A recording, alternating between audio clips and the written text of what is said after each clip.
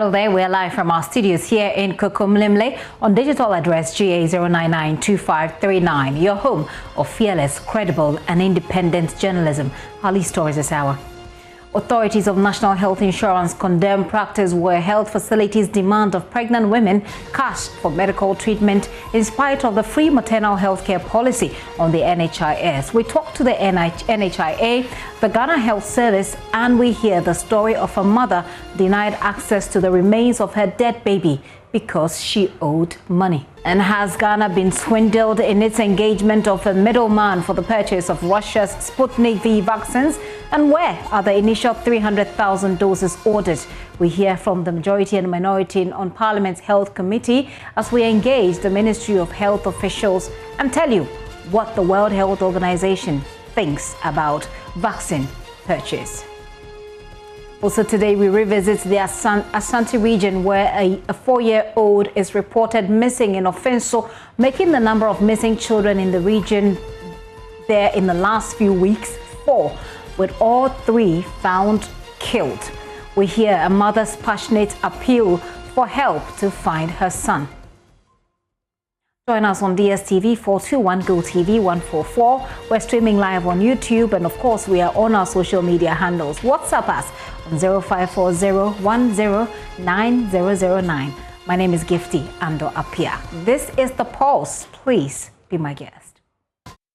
You're welcome to the details of those stories now. Even before the dust settles on the raging controversy over government's procurement of the Sputnik V vaccines, JoyNews is learning the Health Ministry has contracted another supplier to purchase the drugs at $26 per dose. An investigation by Norwegian-based VG newspaper demanded some answers after it alleged that Ghana's government bought the vaccine at $19, despite the global competitive pricing hovering around $10. Marcus Tobiasin is the paper's lead investigator. So our investigation mainly deals with how the Russian Sputnik vaccine has been sold through intermediaries in the United Arab Emirates to a number of countries, amongst other Ghana. Well, we don't know the exact details of all the deals that have been made along the way, but what we see is that the Russians are selling vaccines through their monetary fund, the RDIF, the Russian Direct Investment Fund. And they have made deals with a company called Avrogulf in the United Arab Emirates. That company, again, has made the Sheikh Ahmed Al Maktoum an exclusive sales agent for a number of countries, amongst other Ghana. So that's what we can say about the route. And as you correctly said, the Russians are selling vaccines at about $10 per dose. We see that from public deals that have been made, where the contracts have been made public in the likes of Slovakia and Hungary. Marcus Tobiasin there spoke to me last week. The minority in Parliament had criticized government for contracting businessman Sheikh Ahmed Dalmoud Al Maktoum to procure 300,000 doses of the Sputnik V vaccine at the cost of $19 per dose, arguing it was a rip-off for the country. Their concerns come at the back of the WHO's warning to Ghana against engaging what they call suspicious middlemen in its desperate bid to secure vaccines. It asked the Ghana and other vulnerable countries to deal directly with vaccine manufacturers or thoroughly check the background of the vaccine middlemen. The WHO says many middlemen are selling fake vaccines at inflated prices. Here is a WHO's Assistant Director General for Access to Medicines and Health Products, Mariangela Batista Galvao Simao. Use vaccines that have received emergency use listing by WHO, which are now 8 vaccines. Second, we have received concerns from countries, not only you're citing the Gamaleya vaccine right now, the Sputnik, but we have received similar concerns regarding other vaccines with intermediates selling it at a much higher price than what is being actually sold by the manufacturers. 2 things to be aware of.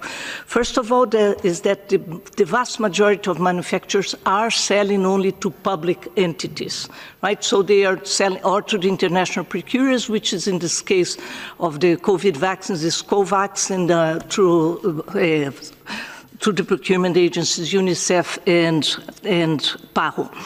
The other thing to be taken into account, so what we have advised back to countries is to contact the manufacturer to make sure that the intermediate is legal, right? Because there is also the other side of this, because there's a lot of substandard and falsified COVID products being commercialized out there. So you need to know the provenance, where is the procedence, where is this product coming from, who is selling, and whether it's registered and has it been listed by WHO. So there are several things that need to be taken into account into this. During the last World Health Assembly, now that ended last week, we did have a long discussion on substandard and falsified medicines and vaccines circulated in the market. And the internet sales are the way that these procurers reach out to either individuals or governments. So our advice is check with the manufacturer, check the legality of the transaction, and then you make an informed decision. And please make sure that you're buying vaccines that are certified by WHO. And that's the WHO there. Meanwhile, the chairman of Parliament Health Committee has been fighting back. He's telling the WHO that Ghana does not need advice from the global health body on how to access COVID-19 vaccines. Dr. Ayew Afriyie dismissed the WHO advice, describing it as insulting. I believe it was one person in the space to bring Sputnik 5%, and we have to make it clear that it's not one person who is in the space. It was made to believe that the price had been inflated for whatever gains that it is. Our understanding is that RDIF, which is the Russian Development Investment Fund, which sees to transactions for acquisition of Sputnik, gives it at the factory price of $10 or 9.90. And then you would have to go through clearance FOB, that's free on board. So it's up to you on how you get it to your country. Now, unlike the AstraZeneca, which is more of the government-to-government system, the Russians use more of middlemen or third parties to be able to do transactions. So what the ministries or governments do is to express interest or give you letters of authorization, and then you go ahead to strike a deal with them. So as far as it is, about 7 companies have letters and various prices ranging between $12 to $19. So if the impression is created as if it is one company, and it is created as if it is 19, the other question then is that what happens to the other people who quoted 12, those who quoted lower than $19, and who for some reason, all of them have not been able to deliver? Nothing for now. But what I can say for ourselves is that the MPs have gains at the expense of the taxpayer, and all of them have been vaccinated, if not for second dose, first dose. They are serving their family. And other Ghanaians also matter, regardless of your social standing.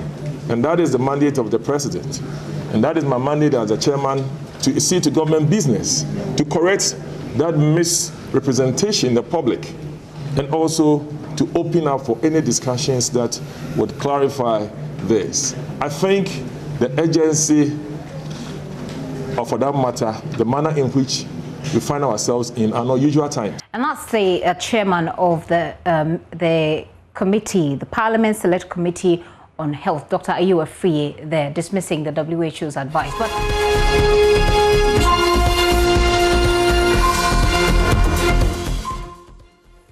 But a statement released this morning by the ministry, the chief director of the health ministry says it had rather successfully negotiated downward the prices of the vaccine. Now that is a 12 paragraph or more than that, but about 12-point bulletin, 12-point response that the ministry sent through. And that's what you're seeing on the screen right now. The point 5, between 6, 7 to 9, you find the response that the ministry is giving. So let me just quickly give you an idea. At the 6th point, it says, against the background of non-response from direct channels and global shortages of the vaccine, the Ministry of Health responded on the 9th of March, responded to an offer from the private office of H.H. Sheikh Ahmed Dalmood Al Maktoum of the United Arab Emirates for the supply of total quantity of 3.4 million doses of Sputnik. And then if you look at the point 7,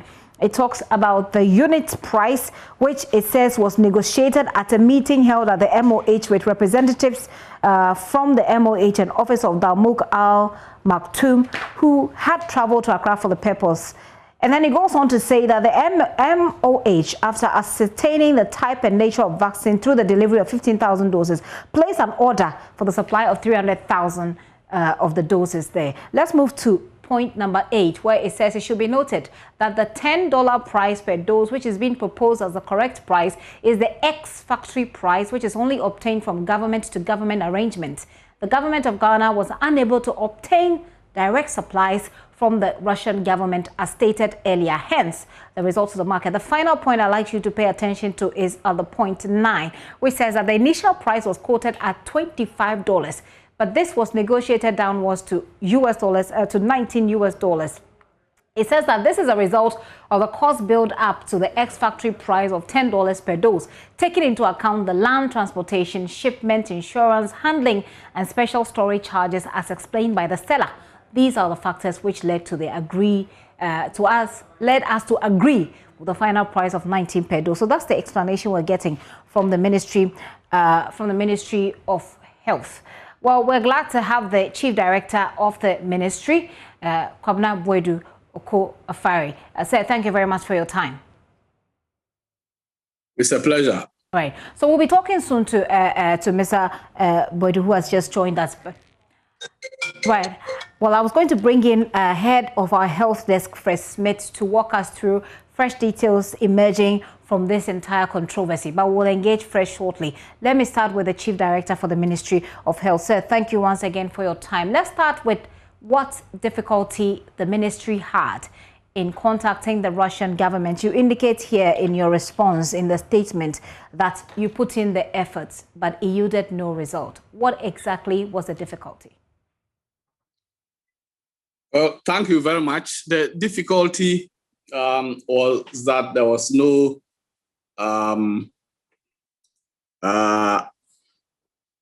response in terms of availability for the Russian government and the manufacturer to sell the vaccine, that is Sputnik V, to the government of Ghana.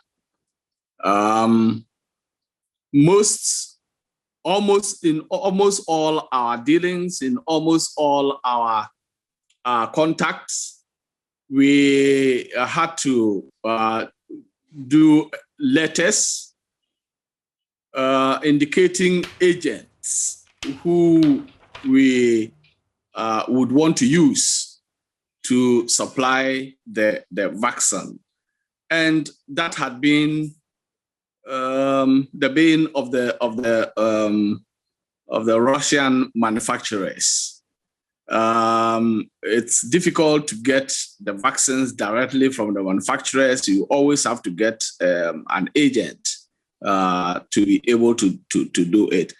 The foreign ministry, I know, also spoke to the deputy Russian ambassador here with view to get them to help us to procure directly from the factory in Russia, but all of them did not yield any positive results, and therefore we thought that it was an opportunity for us when we were approached by Al Maktoum from the private office of the Sheikh in Dubai to have the vaccine supplied to the government of Ghana. So let me just help my viewers understand this a little bit. The request was made to, and this was supposed to be a government-to-government agreement, because that's what this procurement of vaccines are supposed to be, government-to-government understanding. That did not work. Did you get any response? You indicated that you had to use agents to get through to the manufacturer, but between our government and the Russian government, what response did we get from them, indicating their inability to help us get the vaccines through that channel? Well, our engagement with the Russians indicated that we had to use an agent. Okay. Because that is how they deal with the vaccine supply. For all the contacts that we made, we had to get an agent who will deal with the manufacturers directly and not necessarily go through the government directly. Okay. Right. So with that in mind, you were happy to engage this middleman who came on board subsequently. But the WHO has warned about or warned against the use of middlemen. Was this information available to the ministry at the time it made this arrangement with this middleman? Please come again. The WHO has warned countries against the usage of middlemen when it comes to purchasing vaccines. My question is whether or not at the time we were engaging this middleman, whether this information was available to us. Why did we go ahead to engage a middleman despite the WHO's warning? Well, whether the information was there or not, I think whenever you are dealing with middlemen, you have to be very prudent. You have to be very careful who you are dealing with. So it's not a matter of WHO. We ourselves were very prudent in whoever we are dealing with. And it's not only one agent or one middleman that we are dealing with. So we have had so many of them. And we are very careful who we are dealing with. Okay. I refer, sir, to your statements, which says, and this will be point 7, which says that the MOH, after ascertaining the type and nature of the vaccine through the delivery of 15,000 doses, placed an order for the supply of 300,000 doses of the vaccine at a cost of $5.7 million. This is yet to be delivered. Question, sir, on this is, have we paid any money regarding this transaction?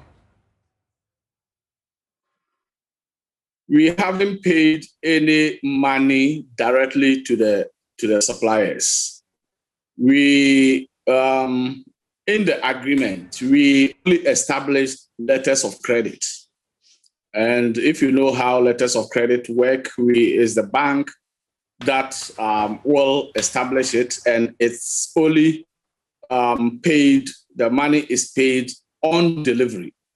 So the payment is made to the supplier only on confirmation that the commodities have been delivered. So far, 15,000, now 20,000 doses have been delivered. When the agents came to Accra for negotiations, they came with 15,000 doses to prove that they can deliver. And then later on came with another 5,000. You know that Sputnik V comes in 2 components. So if you get 10,000 doses of one component, you have to get 10,000 doses of the other component to make it complete. So we have 20,000 doses, and it was to prove that they can deliver. So we have that in our custody, but no money has paid. We will only pay them after all the 300,000 doses have been delivered. But yes, we have established letters of credit to that effect, but the money will only go to them when they have delivered fully the 300,000 doses, and we have indicated that the delivery is complete. Okay, so people will ask, 20,000 doses, it won't come for nothing. At least we'll have to show some level of commitment. I mean, that's the logical business process. Apart from the letters of credits that you talk about, does it mean that nothing at all, not even a cedi, has gone to the people who have provided you 20,000 doses? Not a peso, not even a peso, a penny has gone into that. And are we not concerned about expiry dates in this case, since we have you said we have it in our custody, 20,000 doses in our custody? Expiry dates not a problem? Well, we have an expiry date for the agreement as well, for the delivery of the 300,000 doses. I think, if my memory serves me right, we have up to the end of July for them to deliver. If they don't deliver by that time, I believe that we have to decide whether we will extend it or we will abrogate the contracts. As to whether the 20,000 doses that we have will expire or not, I'm not too sure. But if it expires and they have not been able to deliver fully, I think that we have to talk about that. Okay. But yeah. So I just wanted to go back to that same point. That says in the point 7, it indicates that this undertaking, that's your statement. It says this undertaking includes an option to opt out of any obligations if supply conditions are not met. We are in June. You say that we're looking till the end of July, and if they're unable to deliver, what do we do? Are we going to opt out of this agreement by end of July? Well, that is the word says opt. It's an option. You can decide to either extend or to go out of it. So it's an option that will be left. You have to consider the situation and see whether genuinely they will not be able to deliver or whether they will be able to deliver. And then you decide whether you opt out or you give them an extension. But I believe that we will discuss that and we will be able to make an informed decision on that. Correct me if I'm wrong, sir. I just, my understanding initially was that the time frame within which they were supposed to deliver has expired. My understanding was they were supposed to have delivered in April, but you have just mentioned July. Help me understand what's happening here. The line is breaking. Come again. Yes, sir. Okay, I was saying that, help me to understand this properly, and if I'm wrong, correct me. My understanding was that the time frame within which they were supposed to deliver ended somewhere in April, but you have just mentioned July. And I want to understand what is happening with the months here, the April and July. What am I getting wrong? I'm not too sure about the April deadline. Maybe somebody saw a draft agreement, the initial agreement, and the person may not have seen the final agreement. It's possible that the person saw April when the initial agreement was being crafted. But as far as I'm concerned, the delivery period is up to the end of July. That means it can be earlier than that, but that is how it is. Okay. There is also the possibility that by the end of July, they would have brought some, but not all the 300,000 doses. What will we do? We will still be in the contracts then, and we cannot abrogate. If by the end of July they brought some of them and not all the 300,000 doses, we have to decide whether we will take the amount that have been delivered and pay them on a pro rata, because we know the price. If the price is $19 per dose, and they bring 100,000 doses, we just calculate and pay them if we still want to retain the 100,000 doses. Okay. So that should not be a problem at all, because in the letters of credit, the agreement is that they will only be paid on delivery. on delivery, and we have to certify that they've been delivered. And let us also understand that it's not just a matter of delivering. All the vaccines that have come have to go through the Food and Drugs Authority for quality checks to see whether it's still efficacious or not before it is released. So whenever the vaccines come, they are, as it were, sort of quarantined until the Food and Drugs Authority comes out with their test results to show that it is efficacious and it can be used for the purpose for which it is intended before it is released. Let's go back to the agreement, sir. The minority on the Parliamentary Select Committee on Health has indicated that since this was an international agreement, then it should have come to Parliament. So why did you not go back to Parliament on the new contract? Well, I'm not too sure about that. I think that will be taken up by the Select Committee on Parliament. We will engage them and see what the issues are. But, well, that is the opinion of the minority in Parliament. I believe that it is something that will have to be discussed. They also say that at the time when they were being told it was $10, they were being told about this agreement, it was $10 that was pitched to them. Any explanation there? I don't know whether they were told that this particular Sputnik V was the $10. But yes, the ex-factory price is around $10. But ex-factory means that is the price that you get the vaccine at the manufacturing point. You have to, there are a lot of markups. You have to talk about transportation. You have to talk about land transportation, I mean. You have to talk about air freight. You have to talk about insurance and so many other costs that are added to it. Let us not also forget that because the agent is not a charity, they will also add a markup. And it's a market. You have to decide whether you want to buy it or not. And that is the dilemma in which we found ourselves. Either we buy the vaccine, because it is not only Ghana that has bought the vaccine at $19.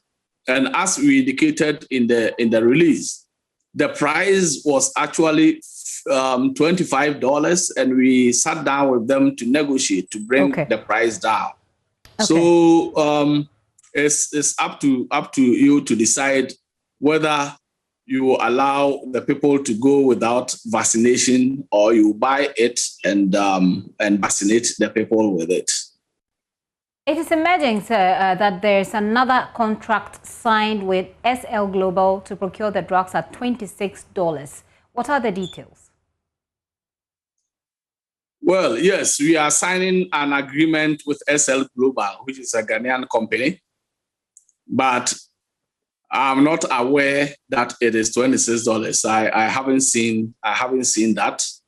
I know that we are signing an agreement, and the price, as I'm aware now, is I think it's $18, and that is a type of vaccine that is called Sputnik Light. And the Sputnik Light is a single shot dose. So it is not a double dose. You take it once, and that is it. So that one is $18 that we are negotiating with, and not $26. I'm not aware of $26. Okay. But then it also appears that in our quest to achieve herd immunity, which is what the Ministry of Health is doing, that we seem to have sacrificed due diligence in the process. Can you explain what you mean by sacrificing due diligence? I don't understand that. Sacrificing due diligence, especially if you should go back to the previous agreement where the use of this middleman apparently has concerns with the investigation that was done by the Norwegian paper. For example, I'm using that as an example, where they say that this person is the same person that seemed to have a lot of questions around him in the Ameri deal, for example, and other concerns with people that he dealt with who are having issues with the Norwegian government. Well, the man is a businessman. He's a businessman, and every businessman every business person is rational. So it's a matter of sitting down to negotiate with the person. This is a supplier's market. So if you need the thing and it's not available, and you have to sit down and negotiate, I don't think that the person forces you to buy it. You either buy it or you leave it. And if you need the thing urgently and you weigh the pros and the cons and you think that you want to buy it, you go in and buy it. But to say that the person is the same person who has a tag on him or her, I don't know about that.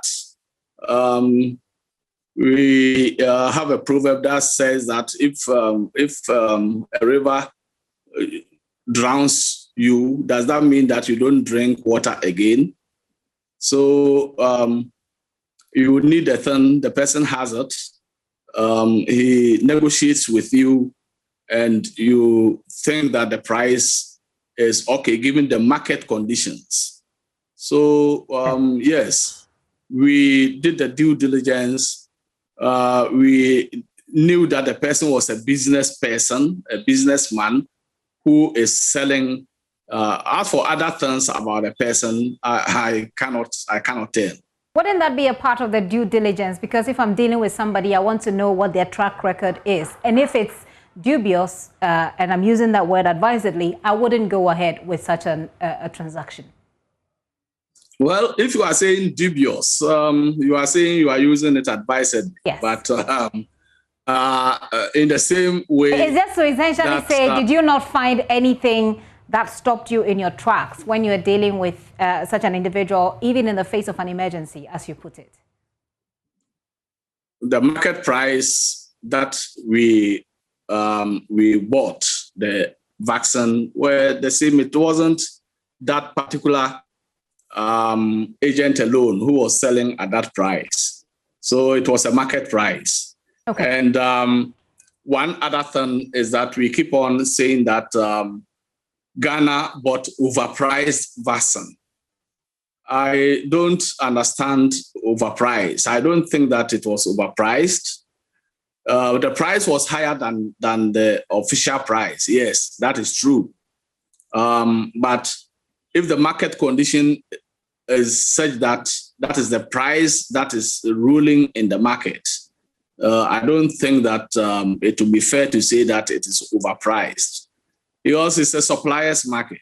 Very well then. And if you could help me, how then does the ministry, for example, explain our inability or our government's inability with all the clout to have access to the vaccine government to government level, but that an individual can have that access that we or our government as with its clout could not? How does the ministry explain that? I think I explained that for the Russians, they will want to use agents to supply. The Russians will want to use, unlike the AstraZeneca, that they dealt with government to government most of the time and used the COVAX facility, UNICEF, to supply.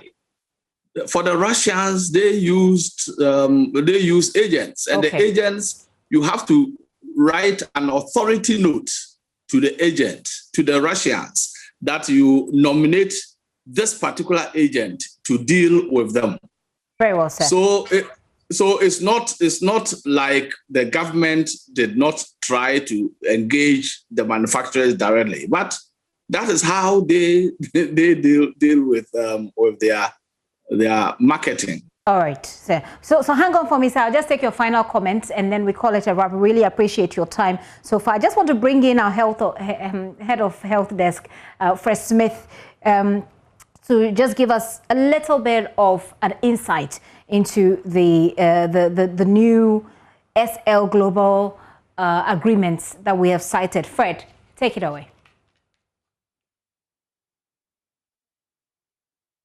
Fred, you have to unmute for us.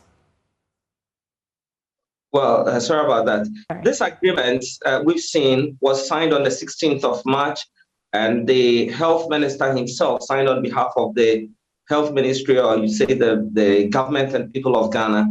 And then the managing director for SL Global, who signed on behalf of his company, and the witnesses for the Ministry of Health was Mr. Kwabena Bodu Oku Aferi, who you have in the studio speaking to right now. And this is what they are supposed to deliver per this agreement we've signed. 5 million doses of Sputnik V vaccines, which is indicated in the contract agreement. And this will be delivered every 30 days. So the first batch of 1 million is supposed to be delivered 30 days after the agreement has been sealed, and then another 1 million to be delivered 60 days later, another 1 million 90 days later, and then it continues like that until the 5 million are fully distributed or delivered to Ghana. Now, there was a letter from the health ministry to the representative of the president at the finance ministry, which was requesting for the letters of credit to help facilitate this. And in this letter requesting this letter of credit, it indicated the total amount for the 130 million US dollars, which will exclude duties and taxes and payments, is supposed to be made for each invoice on the vaccines 3 years after delivery. And this letter is also signed by Mr. Kwabena Bodu Oku Aferi, who is the Chief Director for the Health Ministry, GIFTI. And the indication is that the value of each dose is $26, and that's what we've signed on to. And so it cannot be lower. Fred, thank you very much for that insight there. Mr. Kwafari, I thank you once again for holding for us. So this particular deal, is it a done deal, signed, sealed? I believe that what's the name of the one who read the document? That's head of our health desk. His name is Fred Smith. Okay, I believe that let him come here. We will give him the most current of this. I believe that the agreement has been organic.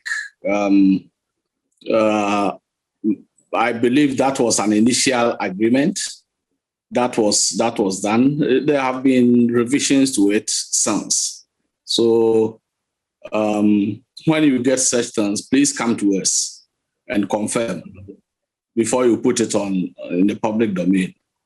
Well, one of the things that you do as well is to get people like yourself to explain to the good people of Ghana so that they can follow the story step by step and understand and be on the same page with you, which is why we have brought it to you. So from my understanding of what you have just said, there has been some, changes in this particular statement. Does it change anything, including the $26 at which per dose? That's exactly what I'm saying. The pricing, I think, may not be accurate. Okay, so can you give us how much it is then? I have told you already. I said that is $18. $18.5. Okay. All right, sir. I'll say a very big thanks to you, but I'll take your final words. We've had a very lengthy conversation. What do you want the people of Ghana who are watching you, listening to you today, to take away from this conversation? I want people of Ghana, including you at the studios, to understand that we here are trying to do the best that we can to help Ghanaians. And sometimes we are in a dilemma. We have to choose between sometimes two bad things. So we have to weigh and see the pros and the cons. The two bad things here is the COVID and then the pricing of the vaccines. Should we leave the vaccines and allow Ghanaians to die, or we should procure the vaccines and save Ghanaians? But let me indicate that we are doing the best that we can. And if there is any misunderstanding, if you get any information, please, we have an open door. Come here. Let us engage us, and let us give you the latest information that we have. Very well. Thank you very much for reaching out, and thank you all for also listening. Thank you for your time. Thank you for your response. Look, we've been talking to the Ministry of Health. My name is Oku Aferi. Oku Aferi. I was just going to ask you. I wanted to be sure about that. Oku Aferi. Yes. Thank you. So that's Kwabena Boedu Oku Aferi. He's a chief. That's right. He's a chief director for the Ministry of Health.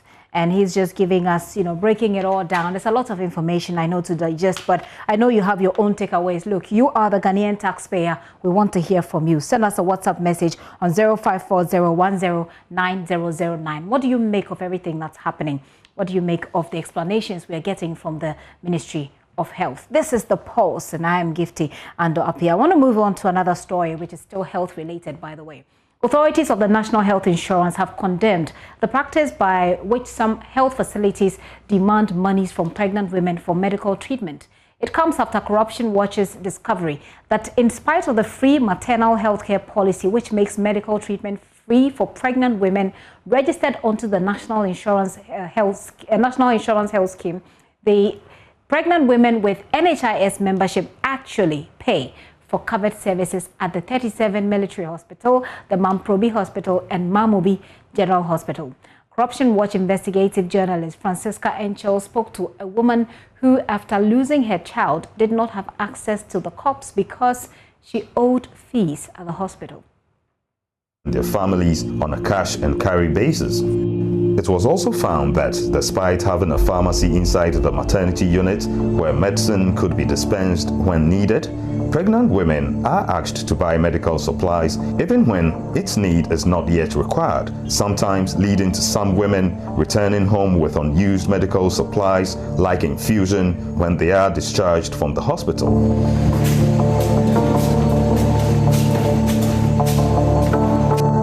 Despite being made to buy everything and pay for every service in a cash and carry manner, the medical bill issued to patients during discharge is very high, with the lowest being above 1,000 Ghana cedis. Although the FMHC policy requires hospitals to submit all bills as claims to the NHIS without billing the patient any amount directly, 37 Military Hospital does the contrary. They bill pregnant women for even admission and consultation at the maternity unit. Meanwhile, poor people referred to this hospital visit the facility hoping to depend on their FMHC entitlements. According to the FMHC policy, NHIS covers the bill 100%, hence does not cover part for pregnant women to pay for the other half. However, 37 Military Hospital practices the contrary. The bill they issue claims NHIS only covers a portion and the patient pays the rest.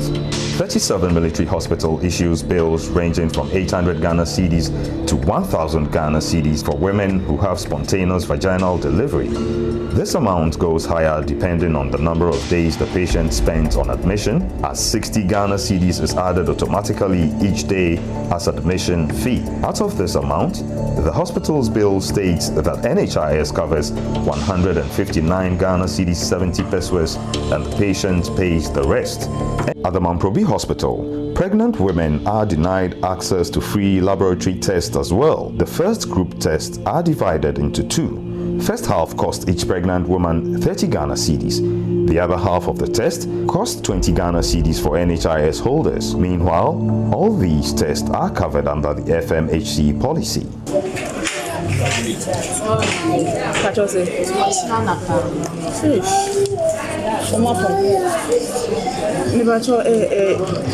Insurance guy no or almost you and the first they don't never cover na they don't cover. Yeah, we insurance cover 30 two different types. We a scan and then we a lab 30. I pay for the 30 cities. Okay. And me fast scan corner scan from Bele scan. Now I could scan. Now I could scan. Health insurance cover. Health insurance cover. The about pricing the low. It's all about pricing 20 cities. Then, so we have insurance about 20 cities. 20 cities. That's my cities.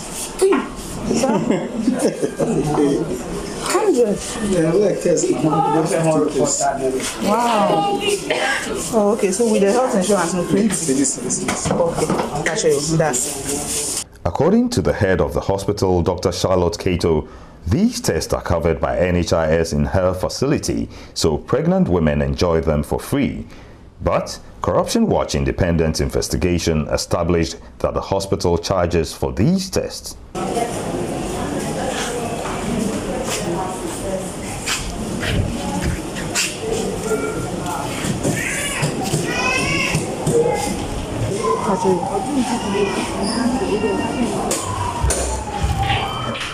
At this facility, antenatal drugs are free. The drugs are actually already packaged with the station staff right at the antenatal unit dispersing them. Vitamin C was, however, paid for.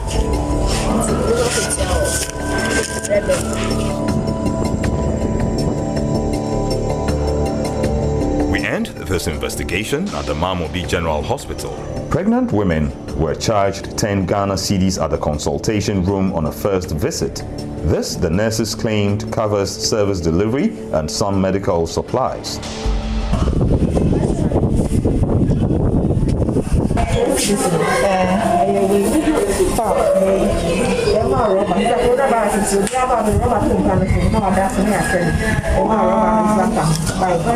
Oh, okay.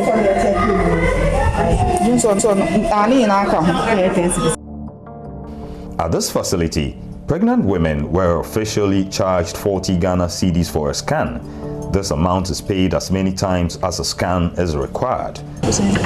We are labs. We are labs. We are scan. Okay, but a scan is 40 cedis.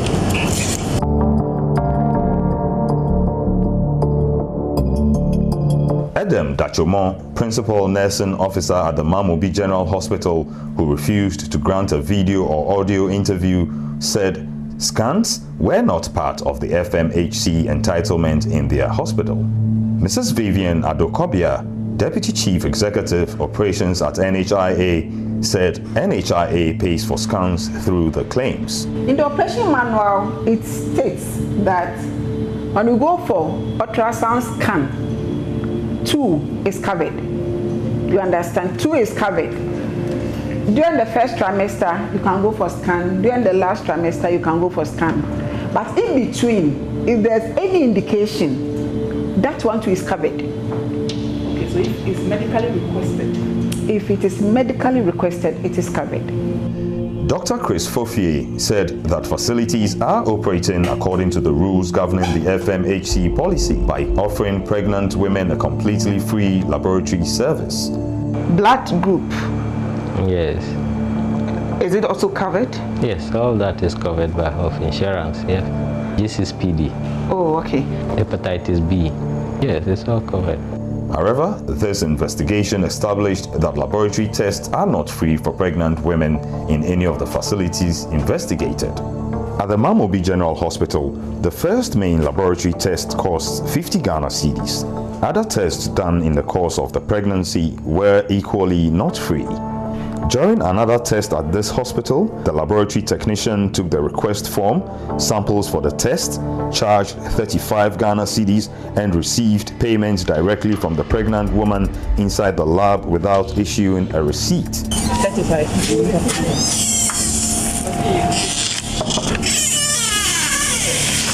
I don't have change.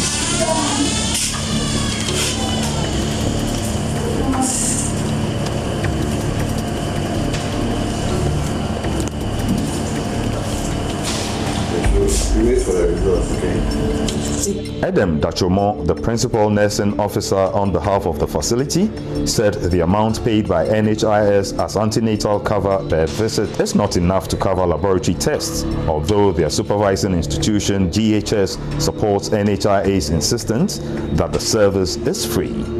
She, however, said the hospital does not permit the collection of direct payments by staff for any service delivered apart from the bank. Hence, any staff caught doing that will be taken through disciplinary process for punitive action to be applied. At this hospital, the drugs that are available are paid for, and pregnant women are referred to buy the rest from private pharmacies on the grounds of unavailability.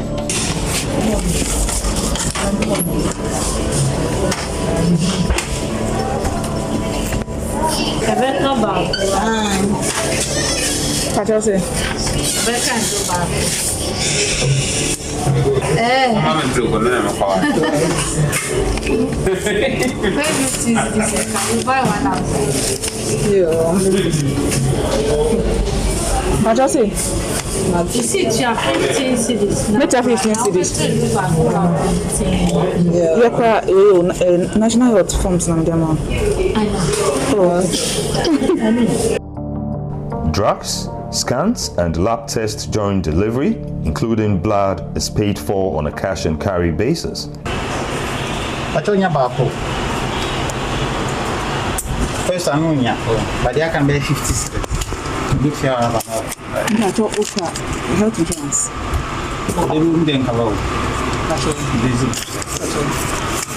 SDG Goal 3.1 targets the reduction of the global maternal mortality ratio to less than 70 per 100,000 live births by 2030. It further aims to end preventable deaths of newborns and children under 5 years of age, with all countries aiming to reduce neonatal mortality to at least as low as 12 per 1,000 live births and under 5 mortalities to at least as low as 25 per 1,000 live births. According to the 2019 UN Interagency Group for Child Mortality Estimation, the infant mortality rate of Ghana is 34 deaths per 1,000 live births, and Ghana's maternal mortality rate is currently 308 per 100,000 live births, according to GHS. Although the infant and maternal mortality rate has been declining since the introduction of the free maternal healthcare policy, the margin of decline hasn't been different from the margin of decline in the years before the introduction of the policy. For Ghana to meet the SDG Goal 3 target, the policy formulators, as well as those at the point of service delivery, must ensure that the free maternal healthcare policy is made to work fully to remove barriers and expand access to maternal healthcare.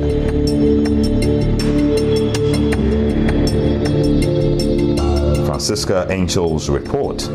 Watch out for part 2 in our next edition for more shocking expose in other hospitals.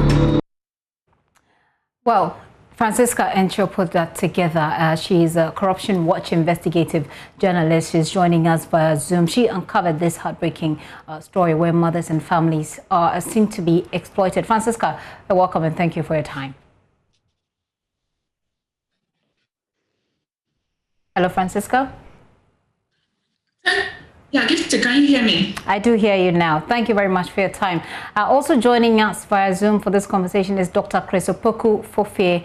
He's a Safe Motherhood Program Manager at the Ghana Health Service. Doc, thank you for your time and good afternoon. Good afternoon. Also joining in this conversation is Deputy Chief Executive in charge of operations at the NHIA. Good afternoon. Thank you for having me. All right. Thank you very much for your time. Francisca, if you can hear me, let me just start with you. We know that there's supposed to be a second part to this.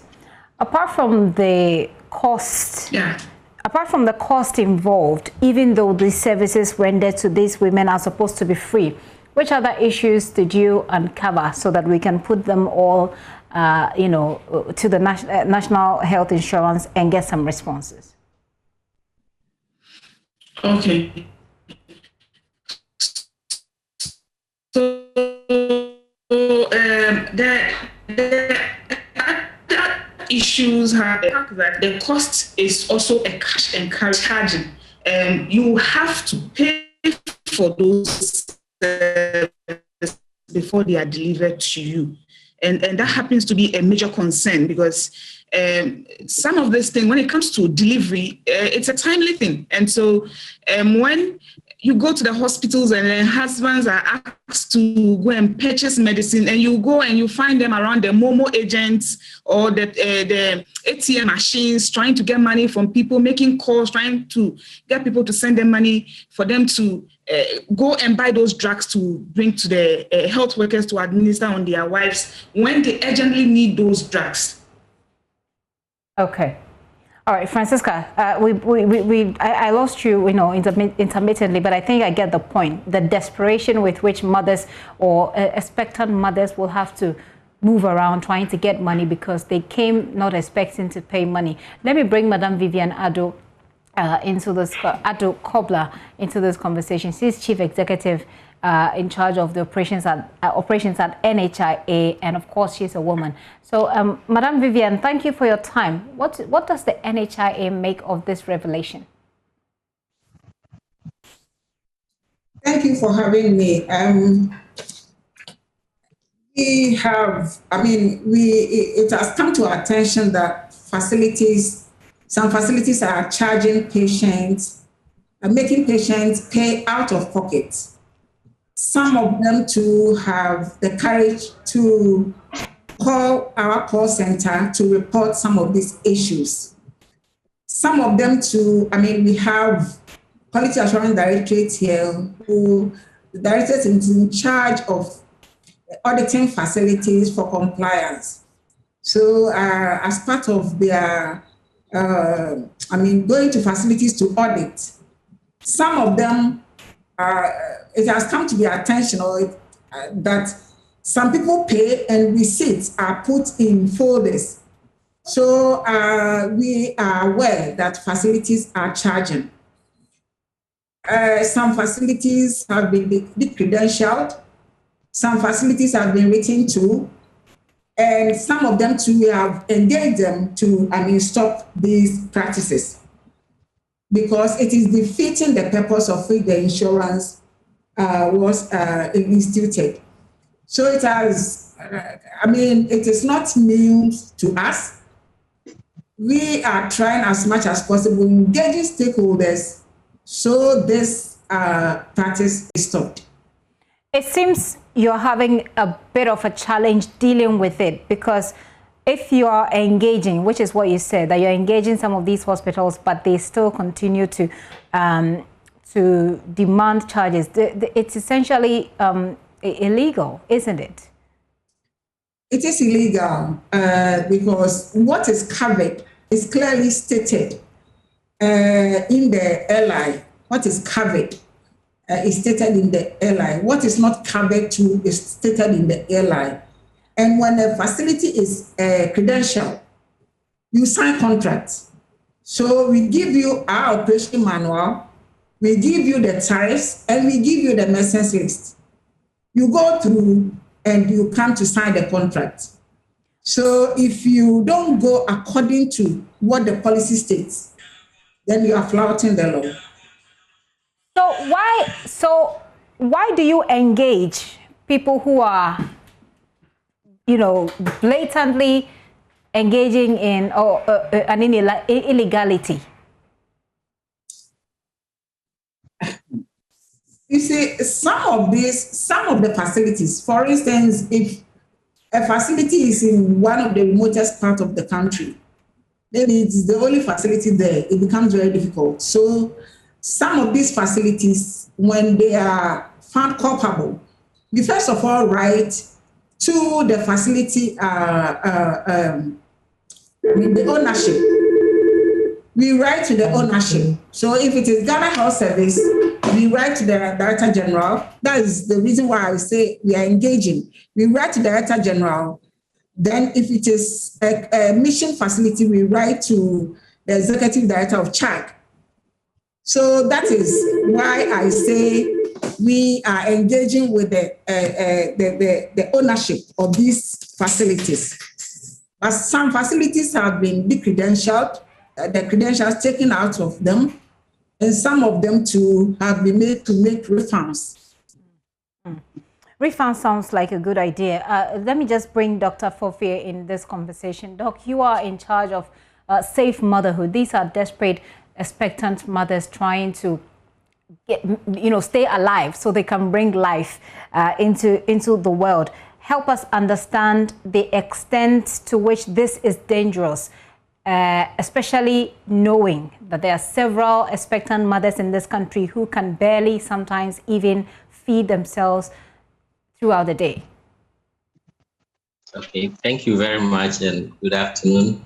I will start by saying that this practice really is a problem to the service and specifically to our program, that is the Safe Motherhood Program, because we've subscribed to the universal health coverage and also to quite a number of conventions, including the Sustainable Development Goals, and it's our hope that we'll be able to achieve this target by reducing maternal mortality. So any attempt or any barrier that will reduce the access to our women to care becomes problematic. As we speak now, we've identified that these are quite a number of issues that appear to be disincentive to most of our clients to facilities within our country. So in terms of significance, I would say yes, it's quite significant. Yeah, that's how far I'll go, yes. In that case, what is your outfit doing now that this has been brought to your attention? And as Madam Vivian said, this is something you know, but are you taking any steps specifically for our pregnant women? Yes, to start addressing it, it's about first looking at what exactly will be in our purview, in our domain to do about it. And to start with, we're saying that most of the problems start because some facilities appear to be a bit like pressed financially.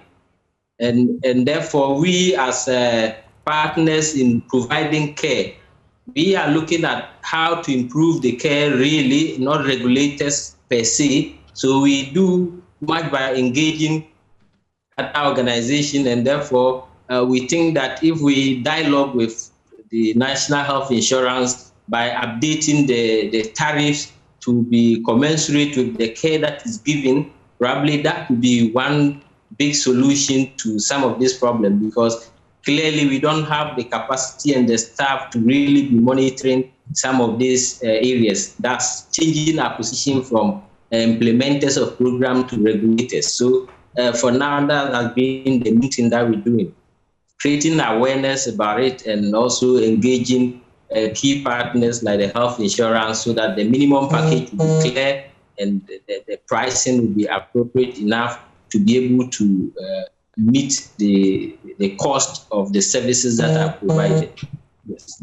Well, we'll wrap up this conversation, but Madam Vivian, let me bring you back in to talk about the extent to which we can actually blame these health facilities, because for some of them, they've complained several times about the slow, pace within which the NHIA makes payment.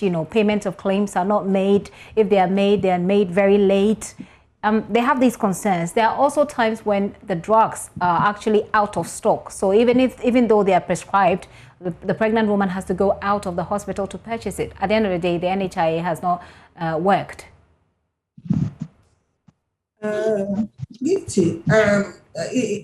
actual fact, there was some times when payments delayed. But nowadays, NHIA, I mean, we are trying very hard to make prompt payment. As I speak with you right now, we have paid up to November. We are paying December today and tomorrow. By Tuesday or Wednesday, most of the facilities that submitted on time will have their reimbursement for December. So if we are able to pay December, then it means that we owe providers 1 month. I'm saying 1 month because we have 3 months to work within, or 3 months to process claims. And no facility has submitted May because May just ended. So if we pay December, it means that providers, most of the providers have submitted up to February and March. Few providers have submitted up to April.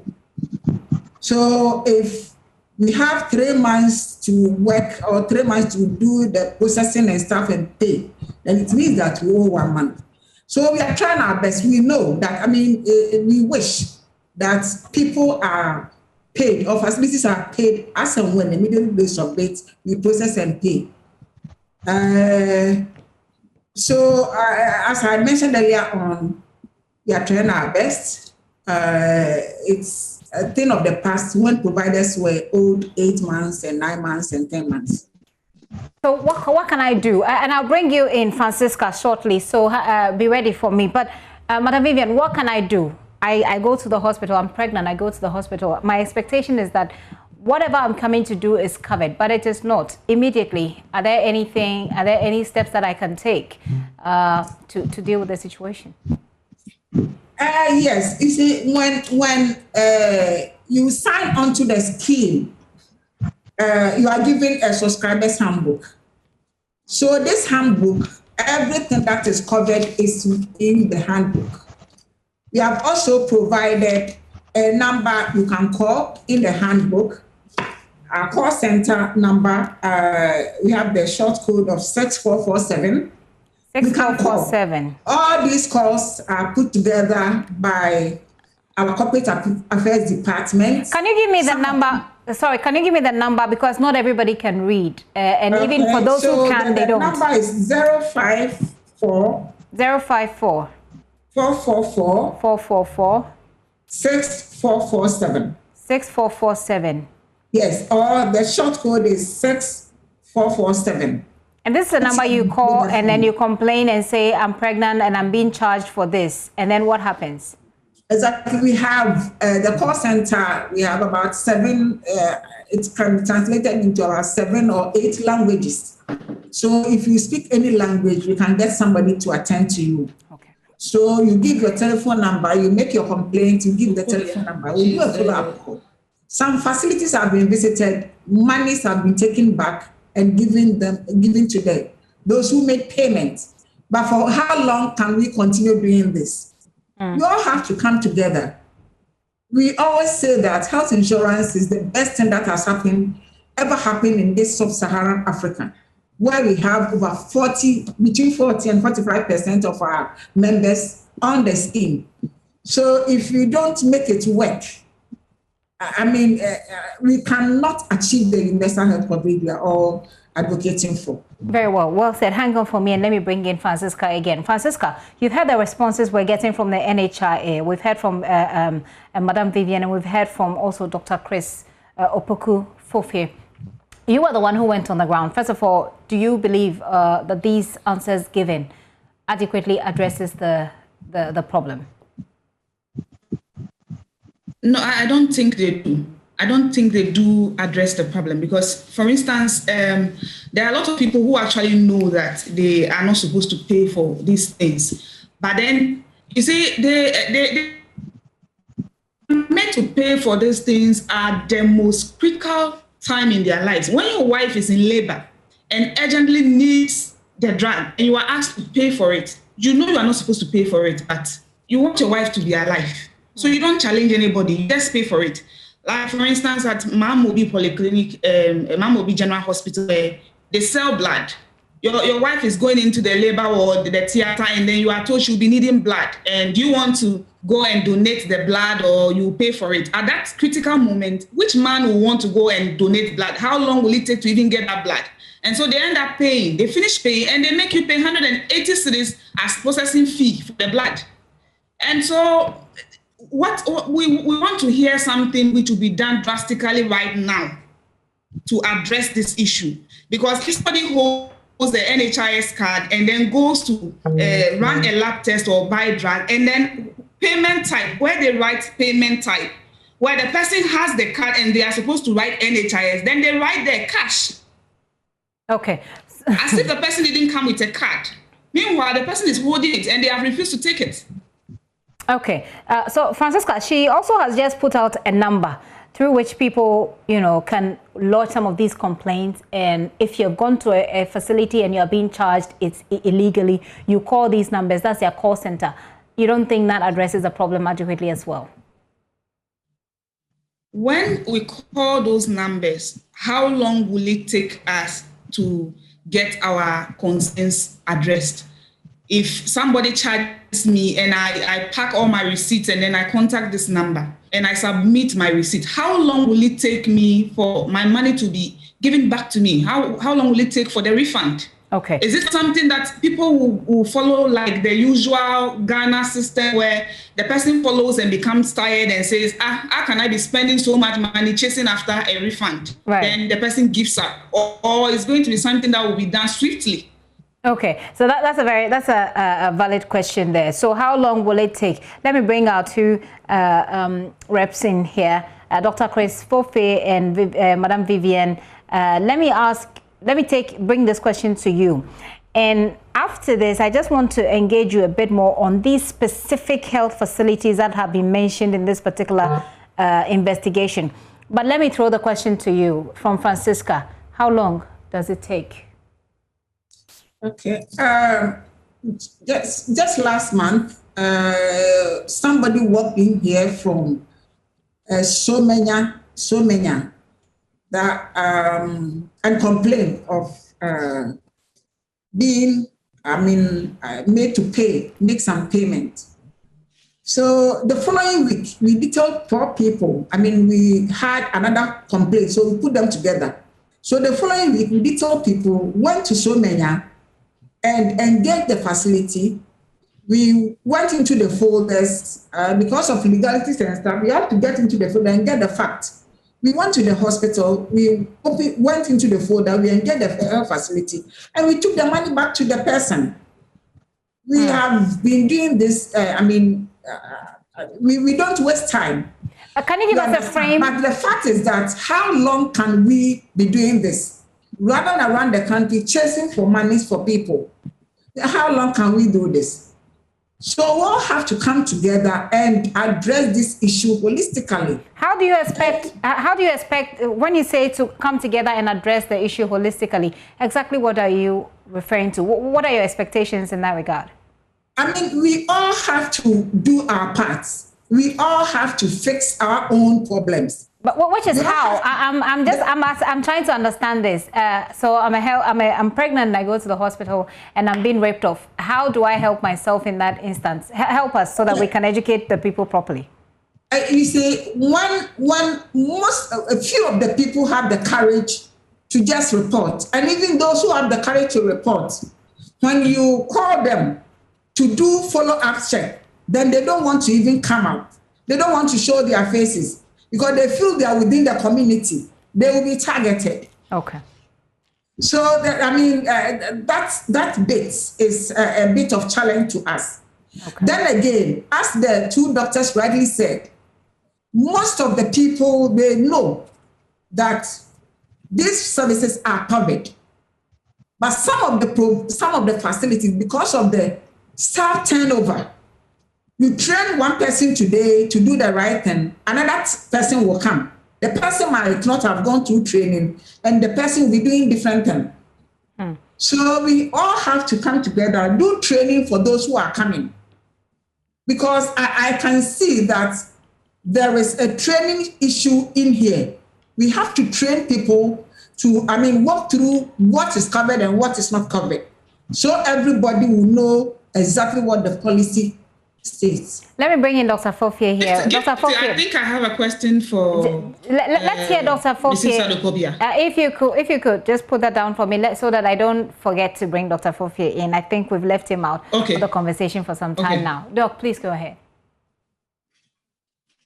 Yes, on this issue, I think at this point, what I will be looking at it, probably holding on to where, yes, Madam said, coming together. I think that might help. Coming together to engage a bit and understand that the tariffs that we have, how do they fit to the present context, so that at the end we can get both care providers and insurers be able to speak the same language. Because here we have two situations which we should be able to distinguish clearly.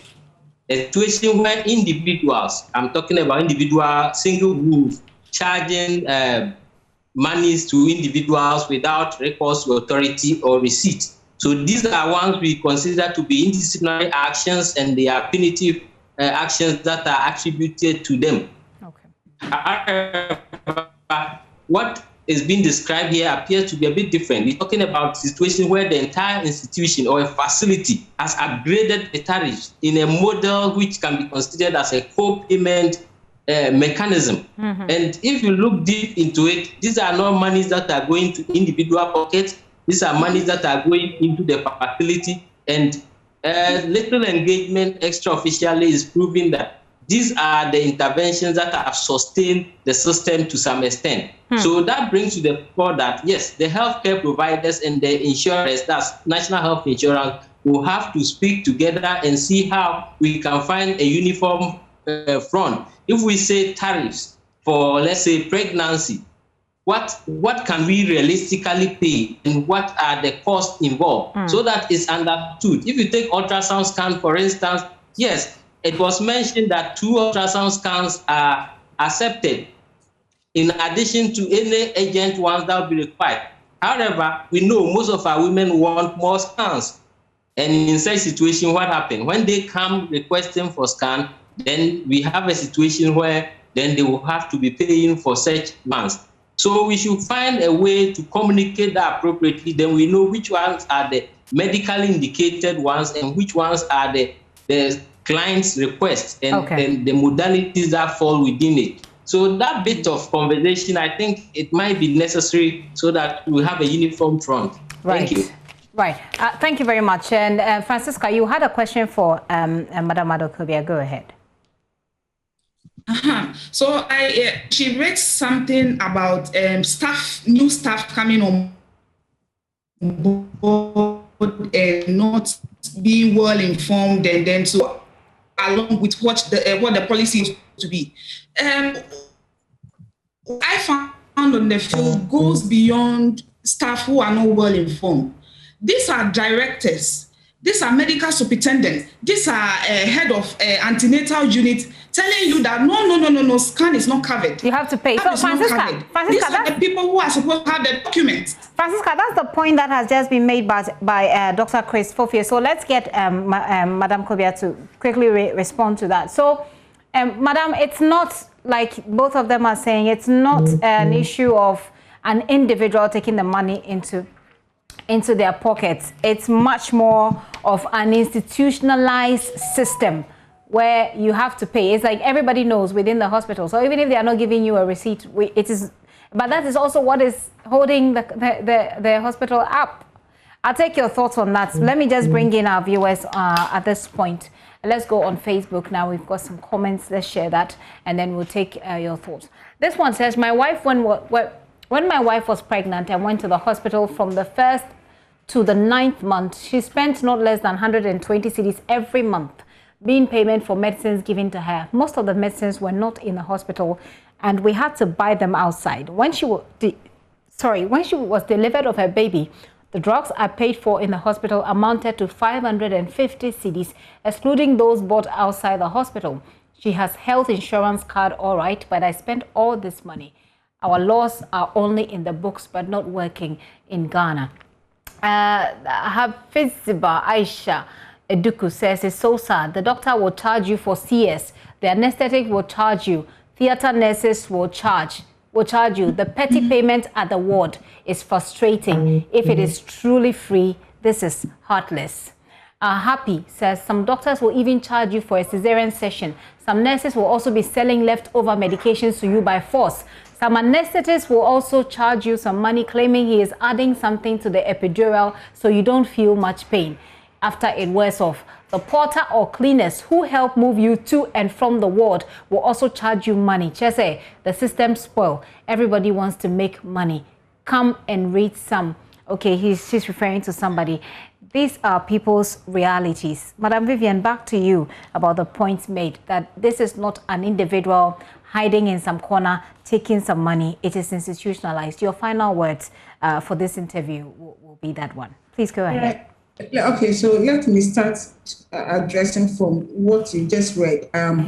If a facility doesn't have medication, we have standalone facilities that have been, credentialed, that accept the national health insurance cards.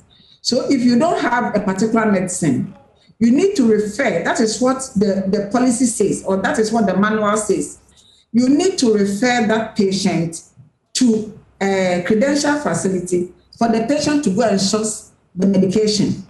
So you don't just give the prescription to the patient to say, go and buy and come. That's the reason why I said we all have to come together to address and train people to know the policy very well. You don't have to just walk the patient away to go and search for medication. Because there are so many pharmacies outside there that can give the medications for the people free of charge without paying, so the patient can bring them to the facility. Doctor said some of the patients want scan. I didn't get that, because this tariff, let me just quickly put it on record, that the tariffs and the medicines list, the National Health Insurance doesn't, we alone, we don't develop the tariffs and the service tariff and the medicines list. We bring stakeholders together. The composition of the people that develop the tariff, the composition, National Health Insurance reform, just about 20%. So we have people from the Ghana Health Service. Right now, we are reviewing the service tariff. We have about 3 or 4 people, the core team, there are about 8 people. We have about 2 or 3 from Ghana Health Service, some of them from the private sector. So they will put the framework together. They will start with the framework and then extend. The 12 if you wrap up for me, ma'am, shortly, because we're running out of time. Okay, so what I want to say, put across, is that we all have to come together. The tariffs are not developed by us. The medicines list are derived from the Ministry of Health Essential Medicines list. The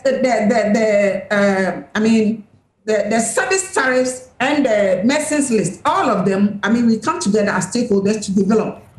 So if you are talking about increasing the tariffs and stuff, we have to make our records available so we can get the right information to come out with the right tariff. Okay. Dr. Fofie, let me take your final thoughts and then I end with Francisca. Dr. Fofie?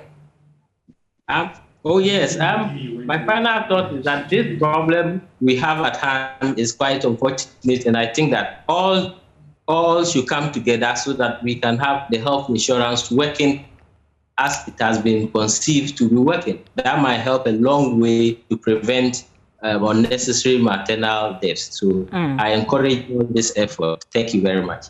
Thank you very much.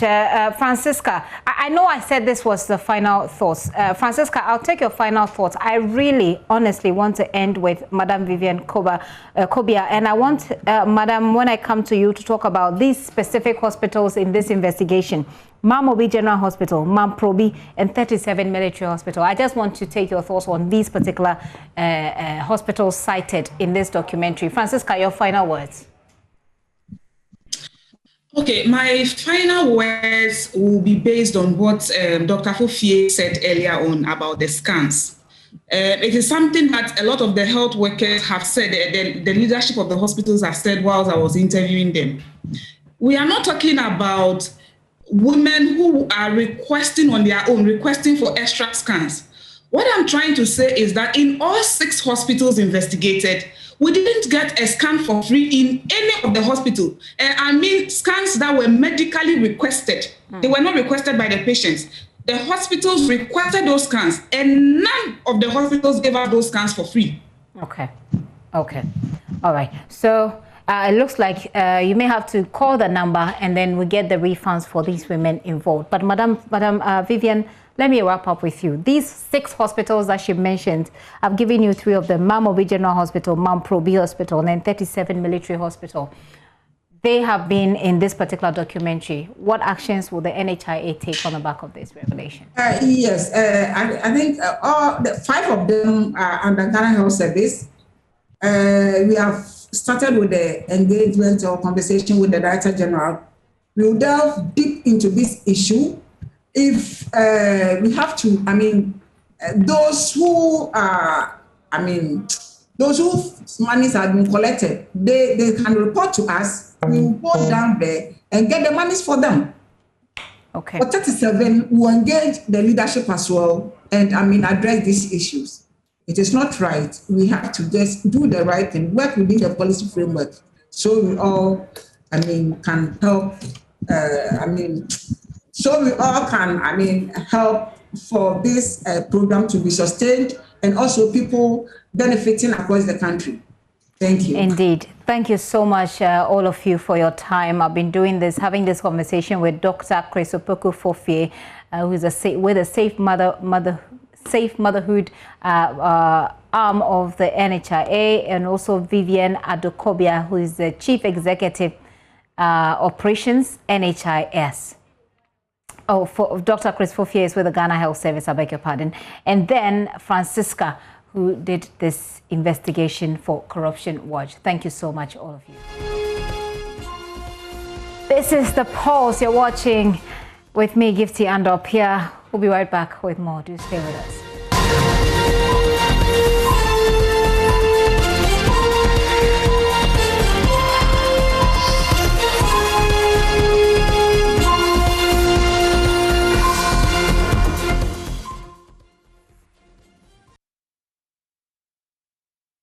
You're welcome back, and thank you for staying with us. A young woman is pleading for assistance in locating her 4-year-old son, who has been missing for nearly 2 years in Ofinso, Ashanti. Little Dauda Abdullah is the 4th child to have gone missing in the month of May. The 3 others have been found murdered under cruel circumstances, but mother of the 4-year-old Dauda has hope her son is still alive. She's appealing to the public to help her locate him. Love FM's Erastus Asari Donko, also on the security desk, has more. 4 children have gone missing in the past 3 months in Obuasi, Asnomaso, and Ofinso. 3 of them have been found cruelly murdered days after they went missing. The 4th child, 4-year-old Dauda Abdullah, is still missing from his home here at Ofinso, Sabwa. Her mom, Aliyah Abdullah, is restless, with Dauda's clothes a constant reminder of him.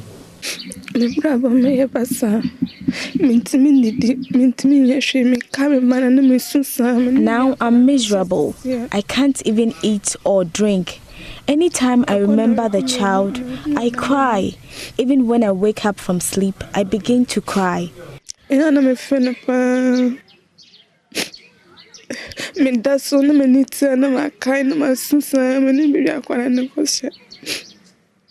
The murder of a 4-year-old girl who went missing few meters from here is still fresh on her mind.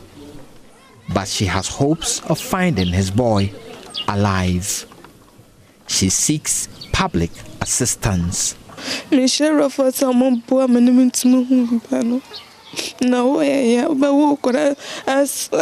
urge anyone who can help us find my child to come forth. This is very heartbreaking for me. A child who could be of help to me would just vanish in this manner.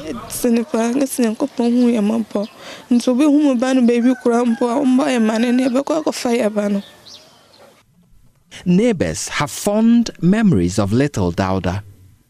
They tell me they live in fear for their kids. We've stayed here for long, but these recent occurrences are new to us. Now we are scared leaving our kids at home. Now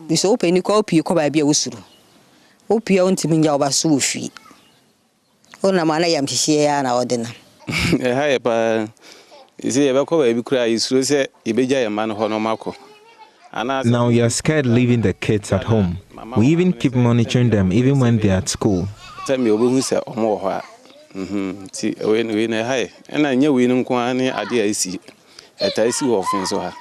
has become frequent in this area. We often hear news of this sort, even on adults.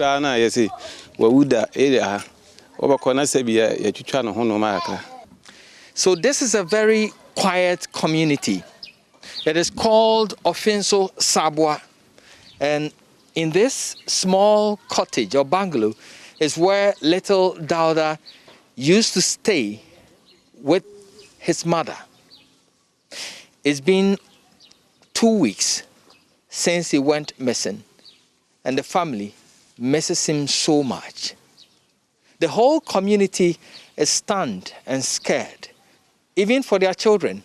Now the gentleman who took him that day is still in police custody. I'm told by the police that he has been taking them on a wild goose chase, and there are no clues coming in from the suspect as to where little Dauda may be. Until the various crime agencies step up their game, and until the public come forth with information that will lead to his whereabouts, he remains missing, and it presents an agony to the family and the whole Sabwa community. Reporting for Joy News, Erastus Asaredonko, Ofinso, in the Ashanti region. And hopefully they find the boy before he's found killed too. The COVID-19 pandemic has wreaked havoc for the arts sector around the world. Many festivals and concerts have been cancelled, while majority of theatres and cinemas remain closed. However, slowly and cautiously, what was closed is now gradually opening up. In Ghana, the story is different. Cinemas remain closed, although various social gathering venues have been opened. My colleague Mapitso Sebedi of the Joy Entertainment Desk visited Silverbird Cinema, the biggest in West Africa and the second biggest in Africa. Here is her report.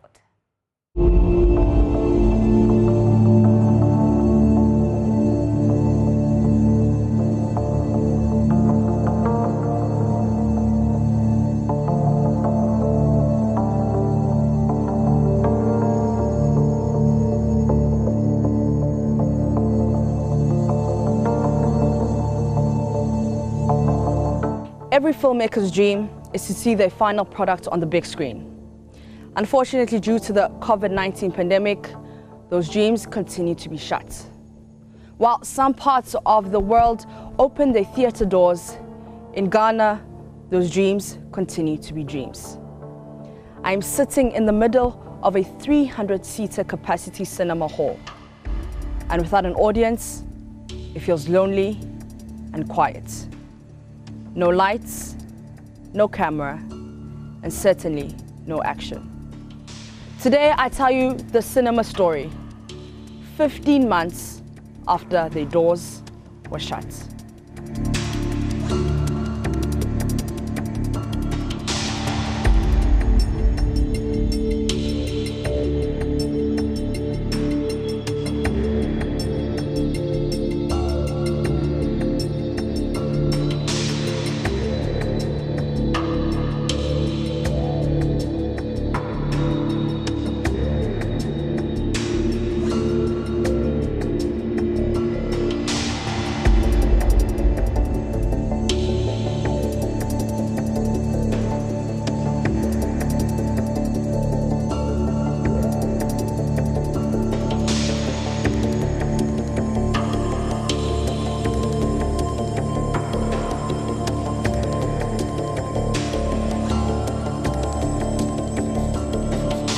currently at the front of house of Silverbird Cinemas, the biggest in West Africa and the second biggest on the entire African continent. And I'm going to speak to Nanayao, who is a business manager here at Silverbird Cinemas, Ghana. And we're going to talk about the impact of the closures of cinemas. Nanayao. Hi, Princess. How are you? I'm well. How are you? I'm good, thank you. So, I mean, we've heard from filmmakers, we've heard from producers, actresses, the likes, but we haven't heard your story and how the closure of cinemas impacted you. So tell me a little bit about that. Well, it's been devastating, to say the least, because there's an entire industry bearing the full vigor of the pandemic, and we've been shut down for over a year now. Staff has been laid down, the cinema has been closed, so it's been very hectic for the cinema and for the entire industry. Now let's talk about annually. Plus minus, how much would you make before the COVID-19 pandemic? How much were you making? Okay, so annually we are hovering in the margins of $2 million a year. That's how much Accra Mall alone makes in a year. So that's how much we've lost for the past 1 year. All right, so you talk about loss. Now, what is the way forward, the recovery plan? If President Akufo-Addo says we're opening the cinemas tomorrow, what is the way forward? We were actually ready yesterday, as a matter of fact. We've put measures in place, all COVID-19 protocols are in place. As a producer, I feel very outraged because I keep saying several times that this is the job I do. I mean, I went to school for 4 years to learn how to make film, so I became a filmmaker. That is my profession. I'm not a banker. I'm not a mechanic. I'm not an engineer. That is what I do. And so if my business has been shut for a year and over, that is frustrating. And a lot of them, when you talk, people think it's just about you, but it's about the whole people in the fraternity, from the cinema operators to the filmmakers. Have you been to Silverbird lately? I'm sure if you have, you will see how rotten, like I can say, like it's so dusty, things are spoiling. And that is supposed to be someone's business. So you ask yourself, if the ministry of, say, finance or anything is closed down today and the workers are home, will those people that work over there be happy and think that we should just move along with it? No. That is someone's business. That is someone's investment. Dusty. Where there was once life, excitement, and an audience, now there is dust and emptiness. I'm standing in the middle of the Silverbird front of house. The popcorn stands are empty, the ticketing desk is empty, and the cinemas are empty. We've heard from the cinema operators, we've also heard from the filmmakers. And now, we wait to hear from you, Mr. President.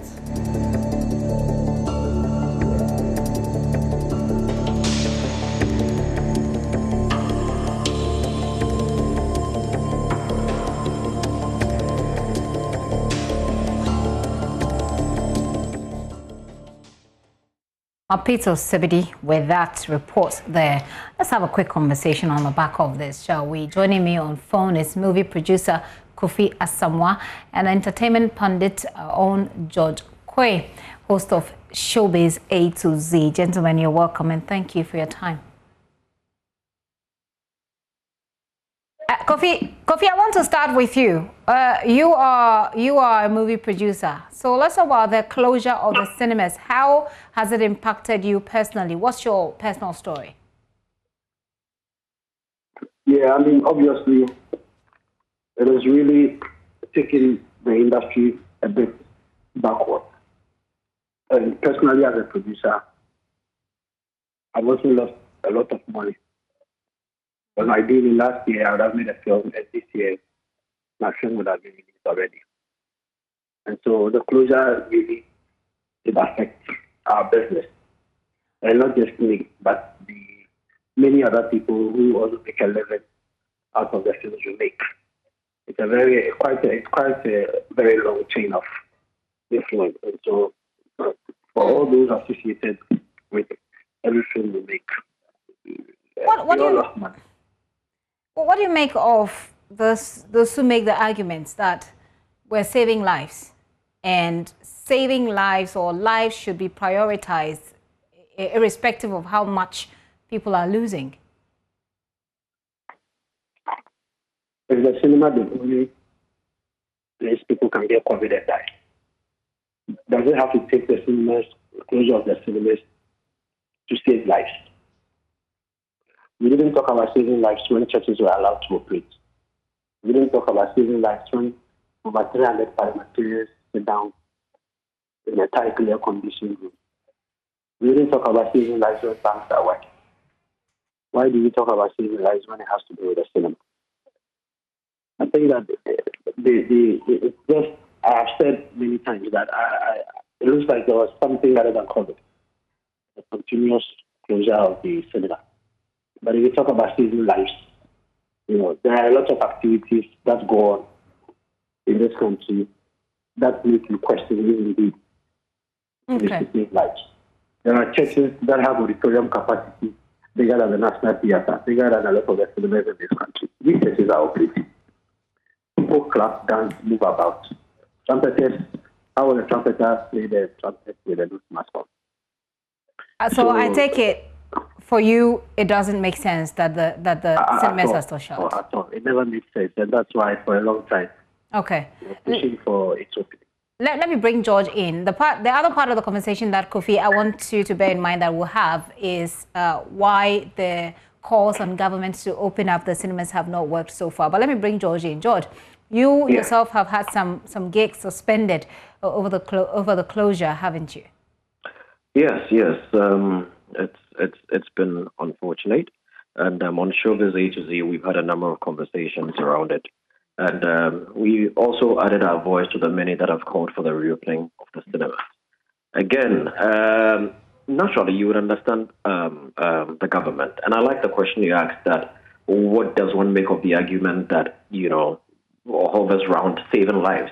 Because indeed, it is something that's very important. We cannot joke with the COVID-19 thing. It is real. It is here. As we speak, South Africa is in a third wave. And people are still dying. They are still dealing with it. I know they've considered so many other methods, even considering shutting down their borders again and all. So it is a very, very legit question to ask, But the thing is, when you look at other things that are happening around the country, you ask yourself, really, what is the big deal about reopening cinema and asking them to follow protocol? The other time I made an argument on Showbiz A to Z that, look, when this thing started, I remember people in the space argued that, look, churches would be a lot more responsible than entertainment people, because when you give entertainment people the access, or these people in the showbiz space, eventing, cinemas and all that, if you give them the access, because those places admit alcohol and all those things, when they drink and they are happy and they are gay and all that, they would just forget about the restrictions. But, well, we also what happened at the Fantasy Dome, didn't we, with Christ Embassy and all that. And that is just one of the many. We don't have the luxury of going around churches every Sunday to see what's going on in there. But let's even put the churches argument aside. Let us look at the construct of Parliament itself. How different is Parliament from Silverbed? An enclosed space, people in there talking, wearing their mask, socially distanced, and doing their business. Tell me how different that is from the setup of a cinema. Well, John, there are reports that we're hearing that government intends to open up again. And I was going to look at the point where I saw, Showbiz A to Z, for example, has had a lengthy conversation about this. There have been actually calls by the movie makers, for government to open it up, and all didn't, yield fruits. I was wondering why you think that is. But we're hearing that there seems to be a light at the end of the tunnel. Have you heard? Yes, we've heard too, which is very, very welcoming news. It is about time. We have, they've put some modalities in place, and cinemas that intend to operate would have to apply for some sort of a permit or a license or something from the Ghana Tourism Development Authority or one of those or something. It is all, it's all well and good. Okay. The most important thing is that the cinemas, though their contribution may be, sort of arguably negligible, it might be small, it is still revenue of a sort. It still puts food on the tables of some Ghanaians. They still pay taxes to the government. Look, wherever they are located, Silverbed is located in the malls. I'm sure they are still paying their rent. Are they surviving? the staff that work there are fellow Ghanaians like you and I. How are they feeding their families? How are they surviving? There are many, many movie makers in this country who have films sitting on shelves. And a lot of the time, what people do not realize is that films, like music, are also time-bound. You make a film sometimes based on something that is happening at the moment. You understand? Someone might have made a movie about the just-ended election. It's been over a year already that the person could not screen those films. Now, the impact a movie like that, had it been premiered, say, a year ago, would have made, it's not going to be the same. Right. You understand? And there's a time value on some of these things. Okay. So I am particularly excited that finally the cinemas are going to be allowed to open and operate one more time. I'm very, very excited about that. And it's key, I pray, that they just follow the protocols and don't violate it. Because time and again, we in the creative space have been looked upon as people who really flout regulations. And I pray and hope that we'll use this to set a very, very good example. Because I say again, a cinema setup is no different from an office congress or a conference or a meeting or even the construct of parliament itself. Okay. I'll come back and take your final word, George. But let me bring Kofi in. Kofi, over the period that people have called for the opening, I get the feeling that perhaps a compelling argument was not made, or an argument compelling enough was not made. The alternatives were not made clear to government of how we can do this without, we can watch our movies in the cinemas without necessarily being a super spreader. Now that we're hearing the government wants to open up, what do you think that people in the industry like yourself should be doing to give government that, assurance that, like George is saying, there won't be recklessness? I think that the reopening has come as a result of a lot of pressure from filmmakers like myself, and others for a long time. And so, before now, we had always made very compelling cases, unlike you have said. Okay. We've always made very compelling cases why the cinemas could be opened. It is not different from a lot of facilities that are already operational and functional. And so I think that we had made our case, and the leadership of the filmmakers and film groups have made very different cases as well within the cinemas. And so I believe that all of this, all of those contribute to the reason for the opening. That's what I think. Okay. And the opening for me is in order, and the whole guidelines that comes with it. It feels to me like right. Sorry, looks like I've lost Kofi there. George, are you still there? Your final words. Cinemas are being allowed to operate one more time, but for me, I would say kudos to government for that. Better late than never.